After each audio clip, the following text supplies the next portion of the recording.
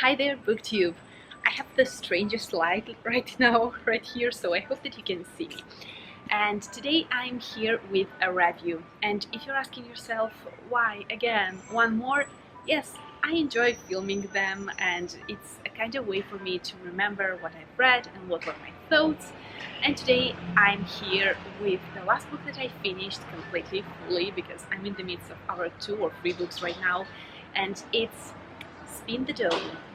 Spin the Dome by Elizabeth Lim. This is the first book in, I believe, a duology. The second book is already out and I will probably buy it for myself for my birthday. And first of all, let's appreciate the cover. That's the beautiful, beautiful cover. And underneath the jacket, it looks like that, but then you actually cannot see it in this light. But there is a pattern here engraved, and it's a sun and a moon and a little bit of clouds, so it's just beautiful. And I'm so sorry that you can't, okay, no, like that, you can see it actually. Here it is.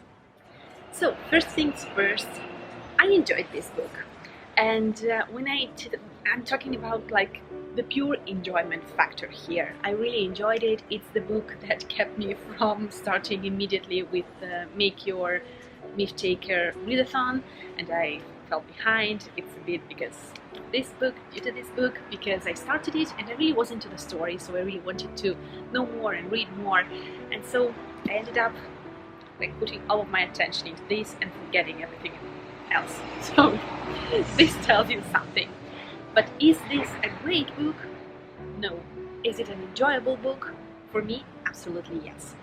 This is a fantasy YA story in which we're following, I believe, an 18 years old girl who lives with her family, her father, and 3 brothers.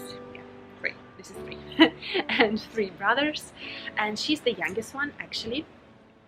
And her father is a tailor, but when her mother dies, he starts drinking, and so his business kind of starts going all upside down, and so she's the one in charge right now, and she's a great tailor, one of the greatest, but she's a woman.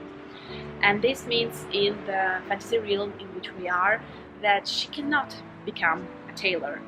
She's supposed to get married and have children and so on. But she's so talented, and she tries her best, even more so when her 2 eldest brothers are sent at war, because the kingdom is at war, and so they're sent off, and then the 3rd brother just starts a journey in order to find and bring back those 2 brothers, so she's along with her father, and the story kind of starts here. Her father is still a very well-known tailor. His name is still kind of known everywhere in the country, and so one day a man arrives and calls her father as a tailor to go to the emperor and to become the royal tailor. And so the story starts here. Her father is old, he's not great with his art anymore, and so she kind of has this idea of going in his place, but she's a woman. And so, of course, here we have a trope, and the girl becomes a boy, kind of like in Mulan. And this book was actually marketed as a Mulan retelling with a Project Runway kick. And I can definitely see it, but only at the beginning. I was expecting, actually marketed like that, I was expecting that the story will be centered on the competition and this tailor kind of competition, and that it will be an actual Mulan retelling. But it is not. It uses just some parts of Mulan. So if you're expecting like a full retelling, this is not the book for you. And yes, she kind of dresses as a man and she goes in place of her father, and the adventure begins. And I don't want to tell you nothing more, actually. There is a lot more to say, but I don't want to tell much more just because the story at a certain point kind of changes its way, and it's not a Mulan retelling anymore, and it's not Project Runway anymore, and we have this journey, this quest. It becomes like this kind of classical fantasy in which who are traveling and trying to retrieve different objects and stuff like that. So this was a nice fantasy for me. It has at its center a love story. The thing that I loved about this love story is that it is not insta-lovey. So the two characters, they kind of know each other a little bit more before falling in love. And the male protagonist was an interesting one, not very too much stereotypical, so I enjoyed him. Together, I don't know, I wasn't very kind of into their relationship, but it was still okay. It was a fine kind of romance. The thing that I disliked is that actually the full book is centered on the two main characters, he and she, and all the other characters are kind of like a part of the background. They barely have any kind of character. They don't have anything too special. They're kind of interchangeable, and this was a pity. One more thing that I actually disliked about this book is that when I bought it, I was so excited for an Asian fantasy, like Asian set with the cultural aspect, the dresses, the everything, and unfortunately it wasn't like that. I mean, if it wasn't for the cover and for the way in which it was marketed, probably I would have just imagined the whole story taking place at a random fantasy city, wherever.